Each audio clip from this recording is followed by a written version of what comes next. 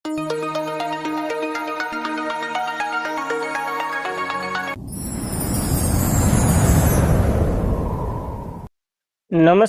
ગુજરાતના અધિકારી મિત્રો, આજે આપણે 28 જાન્યુઆરી 2026 નું મોસ્ટ ઇમ્પોર્ટન્ટ કરંટ અફેર સાથે સાથે જીકે અને જીએસ વિશે ચર્ચા કરવાના છે.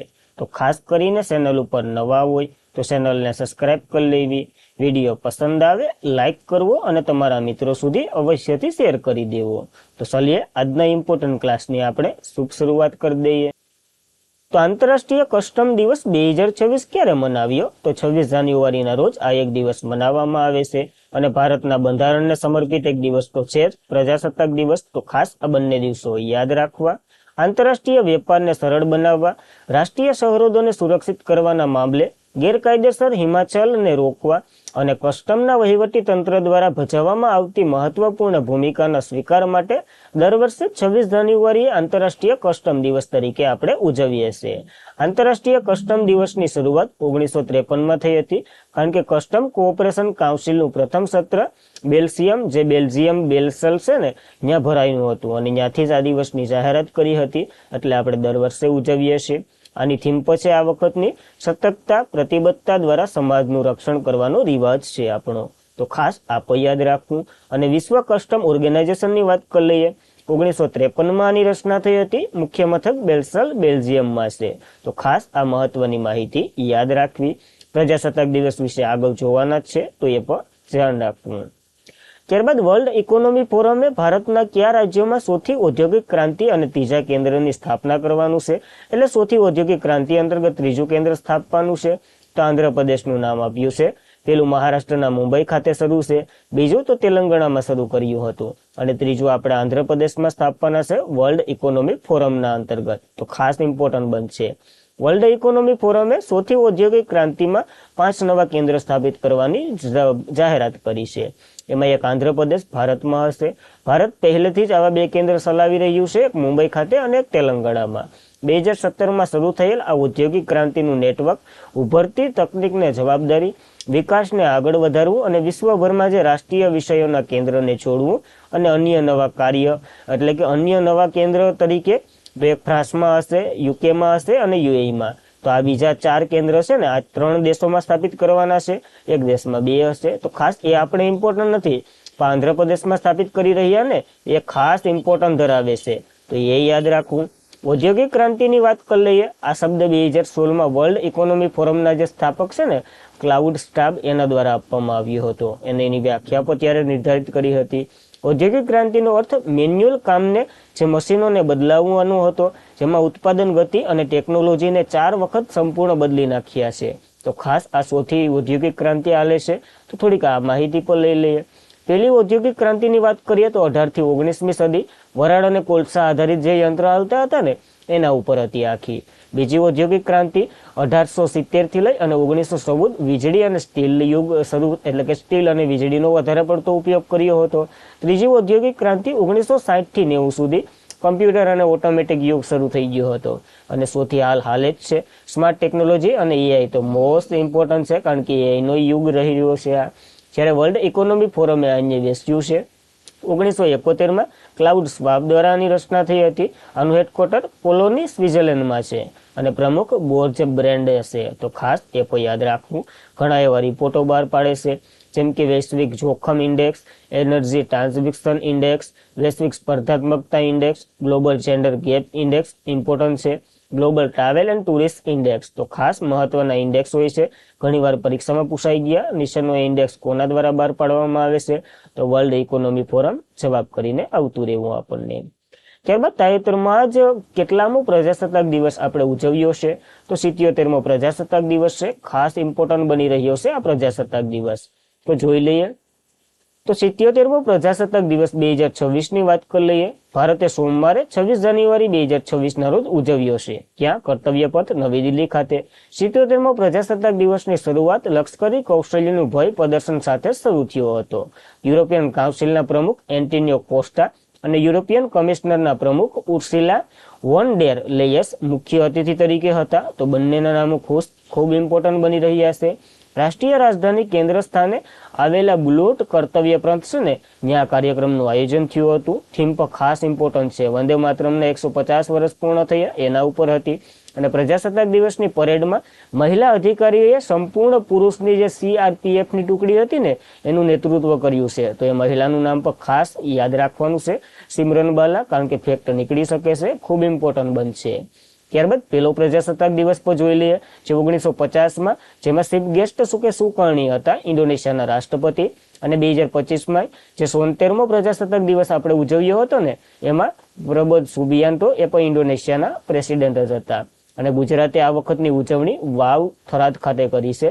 થરાદ નવો જિલ્લો છે, 34મો બન્યો છે, તો ખાસ ઇમ્પોર્ટન્ટ થઈ રહ્યું છે અને આ વિકાસવામાં ખૂબ આગળ વધી રહ્યો છે.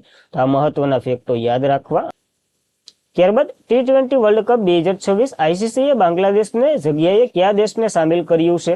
તો આઈસીસીએ સ્કોટલેન્ડને સામેલ કર્યું છે. શા માટે? તો થોડીક માહિતી આપદમ. બાંગ્લાદેશ કે જો બાંગ્લાદેશમાં ક્યાં વિદ્રોહ ચાલી રહ્યો છે, હિન્દુઓને મારી રહ્યા છે, ગમે ત્યાં મન ફાવીને હત્યા કરી રહી છે, તો એ લોકો બેઈ ગયા કે ભારતમાં જશું ને આપણી ઉપર આવું કંઈ થાય તો નહીં. આઈસીસીએ કીધું કે અમે તમારી જવાબદારી લઈએ છીએ, તમે આ મેચ ભારતમાં જ રમો. તો પાકિસ્તાનને આપણે ખબર છે અલગથી શ્રીલંકાનું મેચ ફાળવ્યું છે, તો આને શ્રીલંકા જોતું હતું અને આનું થોડુંક દબદબો વધી ગયો હતો. તો આઈસીસી કે જવા દઉં, કારણ કે એના હેડ તો જય શાહ છે, અમિત શાહના પુત્ર, તો વાંધો નહીં કે આ વખતે તમારા વિના જ અમે રમી લઈએ. તો એવું બધી છે. બાંગ્લાદેશે પ્રકાશિત મેન્યુઅલ શેડ્યુલમાં ભાગ લેવાનો ઇનકાર કર્યા બાદ આંતરરાષ્ટ્રીય ક્રિકેટ કાઉન્સિલે પુષ્ટિ આપી કે સ્કોટલેન્ડ જે ફાઇનલમાં ટૂંકમાં ક્વોલિફાય નહોતું થયું અને ક્વોલિફાય સૌથી વધારે રેન્ક આની હતી, એટલે પહેલા આને પ્રાયોરિટી આપી. ICC match T20 world cup 2026માં બાંગ્લાદેશના સ્થાને આ ભાગ લેવાનો છે. આઈસીસી પુરુષ T20 વર્લ્ડ કપ 2026ની વાત કરી લઈએ. 10મી આવૃત્તિ 7 ફેબ્રુઆરીથી 8 માર્ચ 2026 દરમિયાન ભારતમાં અને શ્રીલંકામાં યોજાવાના છે. શ્રીલંકામાં ભારત અને પાકિસ્તાનના મેચો યોજાશે અને શરૂઆત 7 ફેબ્રુઆરી વાનખેડા સ્ટેડિયમથી થવાની છે. તો ખાસ ઇમ્પોર્ટન્ટ બની રહ્યું છે. અને સ્કોટલેન્ડની વાત કરી લઈએ, કેપિટલ એડિનબર્ગ છે, સલણ પાઉની સ્ટાર્લિંગ છે. તો ખાસ આ બંને માહિતી ખૂબ ઇમ્પોર્ટન્ટ છે, યાદ રાખવી આપણને. ત્યારબાદ ભારતીય રેલવેએ કયા શહેરમાં રેલવે સ્ટેશન પર હ્યુમનિક રોબોટ ASC અર્જુનને તૈનાત કર્યો છે? તો વિશાખાપટ્ટનમનું એક રેલવે સ્ટેશન છે ને, ત્યાં તૈનાત કર્યો છે આ રોબોટને. ખૂબ ઇમ્પોર્ટન્ટ છે. ભારતીય રેલવેએ મુસાફરોની સલામતી, સુરક્ષા અને સેવાના વિતરણ વધારવા માટે વિશાખાપટ્ટનમ રેલવે સ્ટેશનમાં ASC અર્જુન નામનો માનવીય રોબોટ તૈનાત કર્યો છે, જે સમગ્ર રેલવે સ્ટેશનના નેટવર્કને એક પહેલ તરીકે ઉભર્યું છે. આ રોબોટ રેલવે પ્રોટેક્શન ફોર્સ એટલે કે RPFના જે કર્મચારીઓ ને એની સાથે કામગીરીમાં મદદ કરશે. ખાસ કરીને જે ભારે મુસાફરોની અવરજવર સમય મર્યાદિત કરશે, જેમ કે સુરક્ષા અને દેખરેખ કરશે 24/7, કારણ કે એને તો ખાવા પીવા કે ક્યાંય જવાની જરૂર ન હોય, એટલે પેટ્રોલિંગ 24 કલાક કરશે. અદ્યતન AI ટેકનોલોજી ચહેરા ઓળખશે, સિસ્ટમમાં જે શંકાસ્પદ હોય ને એ બધીની ધરપકડ અથવા તો માહિતી આપશે. મુસાફરીને સહાય, તેમાં હિન્દી અને અંગ્રેજી તેલુગુ માહિતી પૂરી પાડવામાં આવેલી છે, તો એની જાહેરાત કરશે. સમજી લો કે કયા પ્લેટફોર્મ ઉપર કોને જવું છે એ માહિતી પણ આપશે. તો ખાસ ઇમ્પોર્ટન્ટ બની રહ્યું છે, યાદ રાખવું. ત્યારબાદ તાજેતરમાં જ ક્યાં એકમાત્ર ભારતીય મહિલા જેમણે આંતરરાષ્ટ્રીય સર્કિટ પર 500થી વધુ મેચો રમી નાખ્યા છે? તો PV સિંધુએ આ રેકોર્ડ તોડ્યો છે. ખાસ બેડમિન્ટનના ખેલાડી છે અને હમણાં જ નિવૃત્તિ જાહેર કરી છે. બેડમિન્ટનના ખેલાડી કોણ છે? સાયના નેહવાલ, એન્યે. આ પ્રશ્નમાં જવાબ PV સિંધુ આવે છે, તો બંને કન્ફ્યુઝન ન થવું. ભારતીય એશિયન બેડમિન્ટન ખેલાડી PV સિંધુ, જે badminton world federation world tour 500 કારકિર્દી મેચો જીતનાર પ્રથમ ભારતીય શટલ બની ઇતિહાસ રચ્યો છે. આવું અત્યાર સુધી કોઈ ભારતીય નથી કરેલું, પુરુષ અથવા તો મહિલા ગમે એમાં. જે ગુરુવારે ઇન્ડોનેશિયા માસ્ટર 2026માં રાઉન્ડ ઓફ 16 સિંધુને જાપાનના મિનામા કાવાશીવા, કેવા નામ હોય, સીધા રમતોમાં હરાવી અને આ ફાઇનલમાં આ સીમાસીન હાસિલ કર્યું છે. તો ખાસ ઇમ્પોર્ટન્ટ બની રહ્યું છે. અને સિંધુ એકમાત્ર ભારતીય જેણે આંતરરાષ્ટ્રીય સર્કિટમાં 500થી વધુ મેચો રમ્યા હોય, એ નામ આંકડો પોતાના નામે છે, તો યાદ રાખવું. હવે થોડીક એની સિદ્ધિઓ પર જોઈ લઈએ. 2016માં રિયો ઓલિમ્પિકમાં સિલ્વર મેડલ જીત્યો હતો અને 2020માં ટોક્યો ઓલિમ્પિકમાં બ્રોન્ઝ. કોમનવેલ્થ ગેમ્સ 2022માં ગોલ્ડ જીત્યો હતો. 2013માં અર્જુન એવોર્ડ આપણે આપ્યો હતો. 2016માં મેજર ધ્યાનચંદ ખેલરત્ન પુરસ્કાર અને 2015માં પદ્મશ્રી, 2020માં પદ્મભૂષણ. તો ખાસ આ મહત્વના એવોર્ડો યાદ રાખવા PV સિંધુ વિશે. ત્યારબાદ તાજેતરમાં જ કઈ સંસ્થાએ ડિજિટલ ક્લાઇમેટ એલાયન્સ લોન્ચ કર્યું છે? તો ICAR લોન્ચ કર્યું છે. ઇન્ડિયન શું છે? રિસર્ચ કહી દો હવે, Indian Council of Agriculture Research. તો જાટ national innovation in climate resolution agriculture programme પર સમીક્ષા વર્કશોપનું ઉદ્ઘાટન કરી અને બોલી રહ્યા હતા, કારણ કે આના હેડ છે અને તેમણે જ દેશભરમાં અમલીકરણના 15 વર્ષ પૂર્ણ કર્યા છે. આ પ્રસંગે તેમણે alliance of the climate action in India agriculture launch કર્યું છે, જે ખેડૂતોને સ્થાન વિશિષ્ટ ડેટા આધારિત અનુકૂળ આયોજન અને સમર્થન પર એક વેબ સક્ષમ ડિજિટલ પ્લેટફોર્મ છે. શું છે ટૂંકમાં? તો કે આ એક ડિજિટલ પ્લેટફોર્મ છે, તેના ઉપર ખેડૂતો પોતે મોસમીની વાતાવરણને બધી જોઈ શકશે, તે પ્રમાણે ખેતી કરવામાં અનુકૂળ જે રહેતું હોય એ કરશે, એવું બધી છે. તો આ એક ડિજિટલ પ્લેટફોર્મ લોન્ચ કર્યું છે, યાદ રાખવું, ICAR. તો Indian Council of Agriculture Research એની વાત કરીએ, ભારતીય કૃષિ સંશોધન પરિષદ, જે 16 જુલાઈ 1929માં એની રચના થઈ હતી. હેડક્વાર્ટર નવી દિલ્હીમાં છે અને દિગ્દર્શક માગીલાલ છાટ છે. તો છાટ એનું જ છે, તો ખાસ ઇમ્પોર્ટન્ટ છે, યાદ રાખવું. ત્યારબાદ 26 જાન્યુઆરી 2026ના રોજ કેટલા વ્યક્તિઓને પદ્મશ્રી પુરસ્કારો આપવામાં આવ્યા છે? ટોટલ વ્યક્તિઓની વાત કરીએ 131 લોકોને આપવામાં આવ્યા છે. ખાસ ઇમ્પોર્ટન્ટ બની રહ્યા છે આપણા માટે. તો જોઈ લે પદ્મ પુરસ્કારો 2026, કારણ કે 26 જાન્યુઆરીના રોજ રાષ્ટ્રપતિએ આની જાહેરાત કરી દીધી છે. તો દેશના સર્વોચ્ચ નાગરિક પુરસ્કારમાંનો એક પદ્મ પુરસ્કારો 3 શ્રેણીમાં આપવામાં આવે છે: પદ્મ વિભૂષણ, પદ્મભૂષણ અને પદ્મશ્રી. ખ્યાલ જ હશે બધાને. આ પુરસ્કારો વિવિધ શાખાઓની પ્રવૃત્તિ ક્ષેત્રે આપવામાં આવે છે, જેમ કે કલા, સામાજિક કાર્ય, જાહેર બાબતો, વિજ્ઞાન, એન્જિનિયરિંગ, વેપાર, ઉદ્યોગ, દવા, સાહિત્ય, શિક્ષણ, દવા એટલે મેડિકલ, રમતગમત, નાગરિક સેવા વગેરે માટે આપવામાં આવે છે આ પુરસ્કારો. પદ્મ વિભૂષણ જે અસાધારણ વિશિષ્ટ સેવામાં આપવામાં આવે છે, જ્યારે પદ્મભૂષણ ઉચ્ચ કક્ષાના વિશિષ્ટ સેવા બદલ આપવામાં આવે છે અને પદ્મશ્રી કોઈ પણ ક્ષેત્રે વિશિષ્ટ સેવા માટે આપવામાં આવે છે. તો ખાસ પેલા આ આવે, લેધર ધેન ઇક્વલ ટુ ને વગેરે દર્શાવે એવા પ્રશ્ન આવે તો યાદ રાખવું. દર વર્ષે પ્રજાસત્તાક દિવસના અવસર પર રાષ્ટ્રપતિ દ્વારા આની જાહેરાત કરવામાં આવે છે. વર્ષ 2026 માટે રાષ્ટ્રપતિએ 131 પદ્મ પુરસ્કારોની એનાયત એટલે કે મંજૂરી આપી દીધી છે, જેમાં પદ્મ વિભૂષણ 5 વ્યક્તિને, પદ્મભૂષણ 13 વ્યક્તિને અને પદ્મશ્રી 113 વ્યક્તિને. ખૂબ ઇમ્પોર્ટન્ટ બની રહ્યા છે આ એવોર્ડો આપણા માટે. એમાંય આંકડો તો ખાસ ઇમ્પોર્ટન્ટ. તો પદ્મ પુરસ્કારો વિજેતાની વાત કરીએ, 19 મહિલાઓ છે એની યાદીની, અથવા તો વિદેશી વાત કરીએ તો 6 વ્યક્તિને છે અને 16 મરણો ઉપરાંત. તો આ એટલા વિશિષ્ટ છે, 19 મહિલાઓ, 16 મરણો ઉપરાંત અને 6 વિદેશી વ્યક્તિઓનો સમાવેશ છે. તો આપણે જોઈ લઈએ પેલા પદ્મભૂષણ હાઈ લેવલનું છે, હાઈ કક્ષાનું આવે ને સન્માન એ, જેમાં ધર્મેન્દ્રસિંહ દેવો એટલે કે ધર્મેન્દ્ર પ્રધાનને પેલો મળ્યો છે. મહારાષ્ટ્ર કલા ક્ષેત્રે હમણાં જ અવસાન થયું, આપણે ખબર છે ને ધર્મેન્દ્ર. અને શ્રી KT થોમસ જે જાહેર બાબતોના એને મળ્યો છે.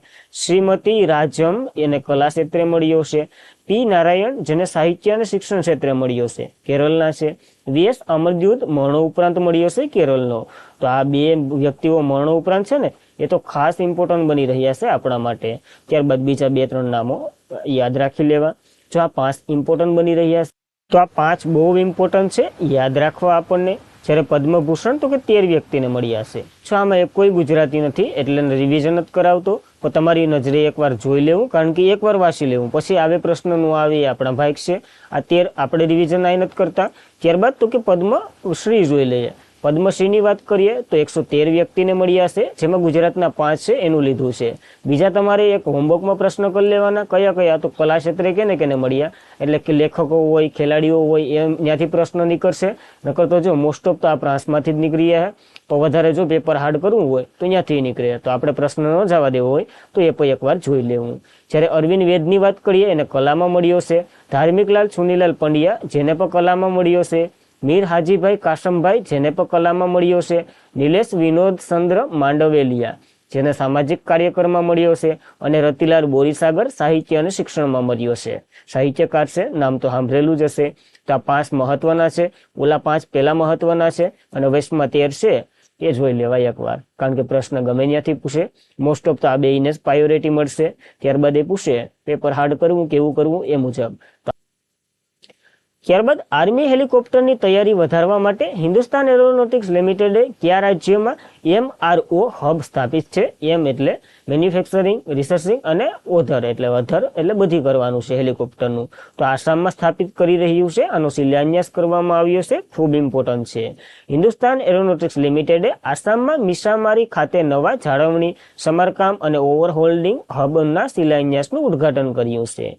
ભારતીય સ્વદેશી સંરક્ષણ ક્ષમતાને મજબૂત બનાવશે. એક મહત્વપૂર્ણ પગલું છે આ, તો યાદ રાખવું. અને આત્મનિર્ભર ભારતની આ એક પહેલ છે જેના અંતર્ગત આ બધી થઈ રહ્યું છે. કોણ કરી રહ્યું છે? હિન્દુસ્તાન એરોનોટિક્સ લિમિટેડ, જેનું વાત કરીએ 1940માં એની રચના થઈ હતી. હેડક્વાર્ટર બેંગ્લોરમાં છે અને CMD DK સુનિલ છે. અને 14મી મહારત્ન કંપની બની હતી 2025માં. તો એ પણ આપણને યાદ રાખવી ઇમ્પોર્ટન્ટ છે. ત્યારબાદ તો કે ઓપરેશન મેરા બુરા જે કયા રાજ્યમાં હાથ ધરવામાં આવ્યું છે? જે માઓવાદીઓ વિરોધી એક બળવાખોર કાર્યક્રમ છે આપણા માટે, તો ઝારખંડમાં શરૂ કરવામાં આવ્યું છે. ટૂંકમાં અહીંયા માઓવાદીનું છે ને જે દબદબો વધી રહ્યો હતો, એટલે આપણી આર્મીએ આ એક ઓપરેશન અંતર્ગત એને ફાડી પાડ્યા છે. યાદ રાખવું. ઓપરેશન મેગાબુરા જે ઝારખંડના પશ્ચિમ સિંહભૂમિ સારડા જંગલ વિસ્તારમાં હાથ ધરવામાં આવેલું છે. માઓવાદીનો વિરુદ્ધનો બળવાખોર કાર્યવાહી છે આ. તે કિરુબુંધુ પોલીસ સ્ટેશનથી હદ હેઠળ કુમુડી વિસ્તારમાં માઓવાદીની ગઢને નિશાનો બનાવ્યો છે. આમાં આપણને સેન્ટ્રલ રિઝર્વ પોલીસ ફોર્સે સાથ આપ્યો હતો. કમાન્ડન્ટ ફોર રિઝોલ્યુશન એક્શને સાથ આપ્યો હતો. યુનિટી અને ઝારખંડનો પોલીસનો સમાવેશ થાય છે. આનાથી શું થાય તો ટોચનું કમ્યુનિકેશન પાર્ટી ઓફ ઇન્ડિયા જે માઓવાદી હતું ને એનું નેતૃત્વ તટસ્થ કરવા, કમાન્ડન્ટ સફ્ટ તરીકે પાડવા અને બાકીની માઓવાદીને સાફવાયો કરવા. તો ખાસ અહીંયા એક સરકાર વિરુદ્ધ કાર્યક્રમ હતો, કારણ કે સરકારના વિરુદ્ધનો આ શું કહેવાય માઓવાદી છે હાય અને લોકોને ભડકાવે ને એવું બધી કાર્ય કરે છે. એટલા માટે અહીંયા આ ઓપરેશન ચલાવ્યું છે. યાદ રાખવું એક મહત્વનું. અને આજના માટે એટલું જ હતું. ખાસ કરીને મિત્રો વિડીયો પસંદ આવ્યો હોય લાઈક કરો, શેર કરો. ચેનલ ઉપર નવા હોય અવશ્યથી સબસ્ક્રાઇબ કરી લો. તો આજના માટે એટલું જ હતું. હવે કાલનું રિવિઝન કરી લઈએ ફટાફટ. તો કયા રાજ્યમાં PM મોદીએ કાજીરંગા એવિયન્ટ કોરિડોરનો શિલાન્યાસ કર્યો છે? તો આસામમાં જ આવેલું છે. કાજીરંગા નેશનલ પાર્કને બધી યાદ છે. ઇનસેટ એ ચૂંટણી પ્રક્રિયાને સુવિકસિત કરવા, સરળ બનાવવા માટે કઈ સંસ્થા સાથે અડી અને વિકસાવવામાં આવેલું એકીકૃત ડિજિટલ પ્લેટફોર્મ છે? તો ઇલેક્શન કમિશન ઓફ ઇન્ડિયા એટલે ચૂંટણી પંચે વિકસાવ્યું છે. 2026માં ટોચની 10 સૌથી મૂલ્યવાન બ્રાન્ડમાં ભારતની સૌથી મૂલ્યવાન બ્રાન્ડ કઈ છે? ટાટા ગ્રુપ છે. ખાસ ઇમ્પોર્ટન્ટ. પહેલા નંબર ઉપર તો એપલ જ છે. ત્યારબાદ તાજેતરમાં જ કયા દેશે ઇન્ડો પેસિફિક મહાસાગરમાં જોડાયું છે? તો સ્પેન જોડાયું છે. આપણા વિદેશ પ્રધાન અને ત્યાંના વિદેશ પ્રધાન બંને મળીને. કયા રાજ્ય સરકારે જાન્યુઆરી 2026માં બધી જ આરોગ્યને એક કરી અને આરોગ્ય વીમા યોજના શરૂ કરી છે? પંજાબે શરૂ કરી છે. 10 લાખ રૂપિયા આપવામાં આવશે પેકેજ. તો ઇમ્પોર્ટન્ટ છે. NPC એટલે કે નેશનલ પેન્શન સિસ્ટમની ખાતરીપૂર્વક ચૂકવણી માટે પ્રપેડાએ નિષ્ણાત સમિતિમાં કોને અધ્યક્ષ બનાવ્યા છે? તો MS સાહુની નિમણૂક કરી છે આના અધ્યક્ષ તરીકે. અમિત શાહે કયા રાજ્યમાં આવેલ ગીતા પ્રેસ દ્વારા પ્રકાશિત કલ્યાણ મેગેઝિનને ભારતની સંસ્કૃતિની ચેતના તરીકે મજબૂત ગણાવી છે? તો ઉત્તર પ્રદેશમાં આવેલી છે આ ગીતા પ્રેસ. ઇમ્પોર્ટન્ટ છે. RBIએ કઈ બેંકમાં કેજાદ ભરોસાની નિમણૂક કરી છે? તો HDFCમાં પુનઃ નિમણૂક કરી છે. યાદ રાખવું. ત્યારબાદ ભારતના વડાપ્રધાન કયા રાજ્યમાં બોડો સમુદાયનું પરંપરાગત બરુવાંબા નૃત્યનું પ્રદર્શન જોયું છે? 10,000થી વધારે લોકોએ કર્યું હતું. આસામમાં બોડો જનજાતિ દ્વારા કરવામાં આવે છે. તો યાદ રાખવું. અને આજના માટે એટલું જ હતું. ખાસ કરીને મિત્રો વિડીયો બનાવવા પાછળ બહુ મહેનત થાય છે, તો તમારો સપોર્ટ ખાસ ઇમ્પોર્ટન્ટ છે અમારા માટે. મોટિવેશન ફીલ કરાવે છે. તો ખાસ એક લાઇક, શેર અને સબસ્ક્રાઇબ અવશ્યથી કરી દેજો. ચેનલ ઉપર નવા હોય અને તમારા મિત્રો સુધી અવશ્યથી સ્ટડી ગ્રુપ મટીરિયલ વગેરેમાં શેર કરી દેજો. આ સ્ટડી મટીરિયલ વગેરે માટે તમે ટેલિગ્રામમાં જોઈન્ટ થઈ શકો છો. આપણી ગ્રુપમાં ચેનલ છે એમાં. તો ખાસ ત્યાં ડેઇલી PDF ને સ્ટડી મટીરિયલ ને વગેરે મળતું રહે તમારા માટે જ છે જે બધી છે. અને PDFની MB આપણે હાવ લો કરીને આપીએ, કારણ કે વાંચવા પૂરતી છે. મનોરંજન તો કોઈ હોય જ નહીં. તો બસ આજ માટે છે. તો ખાસ ઇમ્પોર્ટન્ટ છે. યાદ રાખો અને સપોર્ટ કરતા રહેવો. જય હિન્દ, જય ભારત.